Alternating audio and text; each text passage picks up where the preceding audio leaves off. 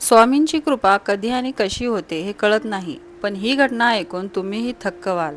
फक्त श्रद्धेने पारायण केलं आणि स्वामींनी अशक्यही शक्य करून दाखवलं. स्वामी चरित्र पारायण केल्यानंतर मुलाला नोकरी मिळाली, तर हा एक आईचा खरा आणि सत्य असा अनुभव आहे, जो मी आज तुमच्याबरोबर शेअर करणार आहे. श्री स्वामी समर्थ. MS10 माझे स्वामी या चॅनलवर तुम्हा सर्व स्वामी भक्तांचे अगदी मनापासून स्वागत आहे. कशा आहात सर्व? स्वामींच्या कृपेने तुम्ही सर्व सुखी आणि आनंदात असालच. आजचा व्हिडिओ खूप खास आहे. आपल्या स्वामी परिवारातील एका ताईंना स्वामींनी अशी काही प्रचिती दिली आहे, जी ऐकून तुमचेही डोळे पाणावतील आणि स्वामींवरील विश्वास अधिक दृढ होईल. जेव्हा आपण मनापासून स्वामींची सेवा करतो ना, तेव्हा अशक्य गोष्ट देखील शक्य होतात, हे आज आपण पाहणार आहोत. एका ताईंच्या मुलाला सरकारी नोकरीची ऑर्डर मिळाली आहे. चला तर मग तो अनुभव सविस्तर पाहूया आणि व्हिडिओला सुरुवात करूया. तर वरती स्क्रीनवर ती कमेंट मी तुम्हाला दाखवत आहे. तर या ताई आहेत सोलापूरच्या सुहासिनी ताई. तर या ताईंनी बघा किती भावूक होऊन ही कमेंट केलेली आहे. त्यामध्ये लिहिलेलं आहे की ताई, माझ्या मुलाला सरकारी नोकरीची ऑर्डर आली आहे. स्वामी महाराजांची कृपा झाली आहे. तुम्हाला पेढे द्यावेसे वाटत आहे. तर ताई, तुमचे आणि तुमच्या मुलाचे मनापासून अभिनंदन. तुमचे पेढे आम्हा सर्वांपर्यंत पोहोचले आहेत असेच आम्ही समजतो. तर इतका छान अनुभव ताईंना स्वामी चरित्र पारायणाचा आला आहे. त्या स्वामी चरित्र पारायण स्वामी प्रकट दिनानिमित्त आणि स्वामी पुण्यतिथीनिमित्त गुरुचरित्र पारायण, तर या सेवा ताईंनी आपल्या व्हिडिओमध्ये बघून केल्या होत्या. त्या म्हणत होत्या की मी नवीन स्वामींचं म्हणजे सेवा सुरू करते आहे, म्हणजे पारायण मी आत्ताच करते आहे, कधी केलं नाही, तर मला मार्गदर्शन करा. आणि त्या पद्धतीने व्हिडिओ बघून त्या सेवा करत गेल्या. स्वामींचं गुरुचरित्र पारायण त्यांनी केलं, स्वामी चरित्र पारायण त्यांनी केलं आणि त्याचं फळ देखील स्वामींनी त्यांना दिलेलं आहे. खूप छान स्वामींनी फळ त्यांना दिलेलं आहे. आजच्या काळात सरकारी नोकरी मिळवणे किती कठीण आहे हे आपल्या सर्वांना माहीत आहे, पण जेव्हा स्वामी पाठीशी असतात तेव्हा मेहनतीला फळ नक्कीच मिळते. ताईने संयम ठेवला, सेवा केली आणि आज त्याचे फळ त्यांना नक्की मिळाले. श्रद्धा आणि सबुरी खूप महत्त्वाची आहे. आपण जेव्हा सेवा करतो, स्वामींची पारायण करतो, जी कोणतीही तुम्ही सेवा करा स्वामींची, त्या सेवेमध्ये तुम्हाला श्रद्धा आणि सबुरी ठेवणे हे खूप म्हणजे खूप महत्त्वाचे आहे. तुम्ही संयम ठेवत नाही, स्वामीवर विश्वास ठेवत नाही आणि मग सेवा अर्धवट तुम्ही सोडून देता, मग सांगता की मला सेवेचे फळ मिळाले नाही. तर संयम खूप महत्त्वाचा आहे. अनेक वेळा आपण विचार करतो की मी इतकी सेवा करतोय तरी मला यश काय मिळत नाही, पण लक्षात ठेवा, स्वामी प्रत्येक गोष्टीची एक योग्य वेळ ठरवतात. आपल्याला फक्त श्रद्धा आणि सबुरी ठेवायची असते. या ताईंच्या मुलाने मेहनत केली असेलच, पण त्या मेहनतीला स्वामींच्या आशीर्वादाची जोड मिळाली. जेव्हा आपण पूर्णतः शरणागत होतो तेव्हा स्वामी मार्ग दाखवतातच.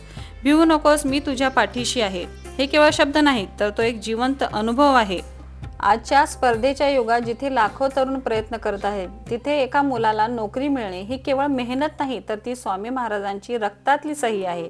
ताईंनी ज्या भावनेने पेढे देण्याची इच्छा व्यक्त केली आहे, त्यावरून समजतं की त्यांची स्वामीवर किती अढळ श्रद्धा होती.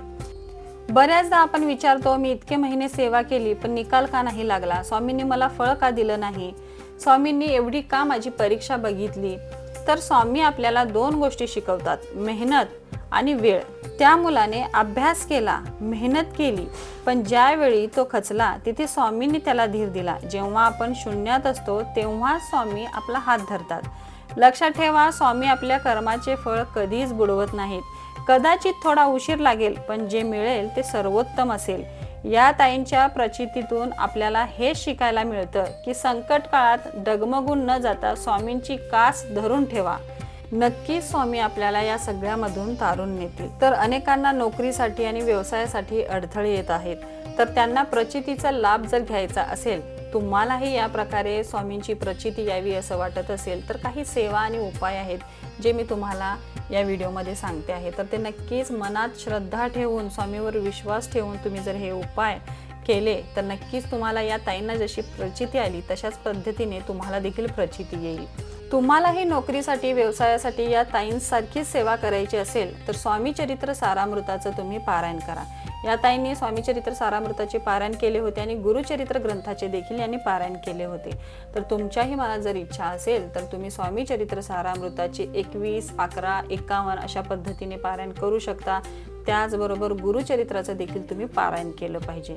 आणि दैनंदिन जीवनामध्ये जर तुमच्याकडे तेवढा वेळ नसेल की तुम्ही गुरुचरित्र पारायण करत बसाल किंवा स्वामी चरित्र पारायण करण्यासाठी तुमच्याकडे वेळ नसेल, तर एक साधी आणि सोपी दैनंदिन जीवनामध्ये आपल्याला सहज करण्यासारखी एक सेवा मी तुम्हाला सांगणार आहे. नोकरीसाठी किंवा व्यवसायासाठी अडथळे येत असतील तर तुम्हाला या 3 विशेष सेवा सांगते. अक्कलकोट स्वामी समर्थाचे तारक मंत्र पठन करा. नोकरीच्या परीक्षेला जाताना किंवा फॉर्म भरताना तारक मंत्राचा जप मनाला शांती आणि यश देतो. त्यामुळे रोज तुम्ही तारक मंत्राचं पठन करत चला. 21 करा, 11 करा, 51 करा. तुम्हाला जेवढं शक्य आहे तेवढं तुम्ही रोज तारक मंत्राचं पठन करत चला. गुरुचरित्रातील 14व्या अध्यायाचं वाचन हे आपण रोज केलं पाहिजे. जर तुम्हाला अशा पद्धतीची प्रचिती हवी असेल आणि तुमच्याकडून पारायण रोजच्या रोज करण्यासाठी एवढा वेळ नसेल, तर तुम्ही रोज गुरुचरित्र ग्रंथातील 14व्या अध्यायाचं वाचन करा. याने अडकलेली कामे मार्गी लागण्यासाठी हा अध्याय अत्यंत प्रभावशाली मानला जातो. या अध्यायाने आपल्या मनातील प्रत्येक मनोकामनेची पूर्ती होते. तर त्यामुळे गुरुचरित्रातील 14वा अध्याय रोज वाचायचा. रोजची नित्य सेवा करायची. रोज सकाळी आणि संध्याकाळी स्वामी समोर दिवा लावून श्री स्वामी समर्थ या मंत्राची किमान 1 माळ जप तरी केला पाहिजे. 3, 9, 11 अशा पद्धतीने तुम्ही माळ जप करायची आहे. पण सर्वात महत्त्वाचं म्हणजे सेवा करताना मनात पूर्णपणे शरणागती असायला पाहिजे, तरच ती सेवा स्वामींपर्यंत पोहोचते. स्वामी चरित्र सारामृतातील 3 अध्याय रोज वाचायचे. रोज स्वामी चरित्र सारामृतातील 3 अध्याय जर तुम्ही वाचले तर 7 दिवसामध्ये तुमचं एक पारायण पूर्ण होतो. तर अशा पद्धतीने ही काही सेवा आहे. आणि ऑफिसमध्ये किंवा दुकानामध्ये तुम्ही स्वामी समर्थांची एक मूर्ती ठेवा तिथे, आणि प्रत्येक गुरुवारी तिथे धूप दीप तुम्ही स्वामींना लावायचं आहे. आपल्या ऑफिसमध्ये तुम्ही धूप लावायचं आहे. धूप लावल्याने काय होतं, जे काही निगेटिव्ह आहे तर ती निगेटिव्ह ऊर्जा बाहेर पडते आणि तुमचाही ग्राहकांशी संवाद चांगला साधला जाईल.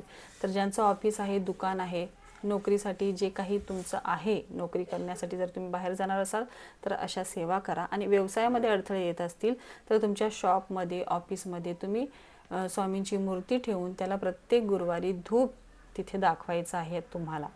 तर अशा पद्धतीने ह्या काही छोटे छोटे उपाय आहेत, ते तुम्ही केले तर स्वामी तुम्हाला नक्की प्रचिती देतील. आणि या सेवा तर रोजच आपल्या घरामध्ये झाल्या पाहिजे. तुम्हाला स्वामींची प्रचिती जर हवी असेल तर सेवा ह्या आपण केल्याच पाहिजे. आणि सेवा करत असताना स्वामीवर पूर्ण विश्वास आणि स्वामींच्या प्रती एक पूर्णपणे आपली शरणागती ही असली पाहिजे. तरच त्या सेवेचे फळ आपल्याला मिळते, तरच आपल्याला त्या सेवेची प्रचिती येते. आता या ताईंनी जसं केलं की स्वामी चरित्र सारामृताचं पारायण केलं त्यांनी, त्यानंतर त्यांनी गुरुचरित्र ग्रंथाचं पारायण केलं, तर तसं देखील तुम्ही करू शकता. तुम्हाला नोकरीमध्ये खूप अडचण येत असतील तर तुम्ही संकल्प घ्या आणि 21 दिवसाचं स्वामी चरित्र सारामृताचं तुम्ही पारायण करा. बघा, तुम्ही जर हा पारायण केला ना, नक्कीच तुम्हाला यश येणार. नक्कीच तुमच्या नोकरीतील जे काही अडथळे आहेत ते दूर जाणार आणि तुमची ही अशी गोड कमेंट मला येणार. आज या ताईंच्या मुलाला नोकरी लागली, उद्या तुमच्या घरातही असाच आनंदाचा दिवस येईल. फक्त निराश होऊ नका. तुमच्या मनात काही शंका असतील किंवा तुम्हालाही असेच काही अनुभव आले असतील तर कमेंटमध्ये नक्की लिहा, कारण तुमचा एक अनुभव कोणा एका खचलेल्या माणसाला उभारी देऊ शकतो. चला तर मग कमेंटमध्ये एकदा मनापासून लिहा, अशक्य हे शक्य करतील स्वामी. श्री स्वामी समर्थ. तर आजचा व्हिडिओ इथेच थांबवते. जर तुम्हाला व्हिडिओ आवडला असेल तर व्हिडिओला लाईक करा. तुमच्यासारख्या गोड स्वामी भक्तांना हा व्हिडिओ पुढे शेअर करा की जेणेकरून त्यांनाही स्वामींच्या लीला कळतील आणि त्याही मनापासून स्वामींची सेवा करायला लागतील. तर पुन्हा भेटूया नवीन एका व्हिडिओमध्ये. तोपर्यंत सर्वांना श्री स्वामी समर्थ.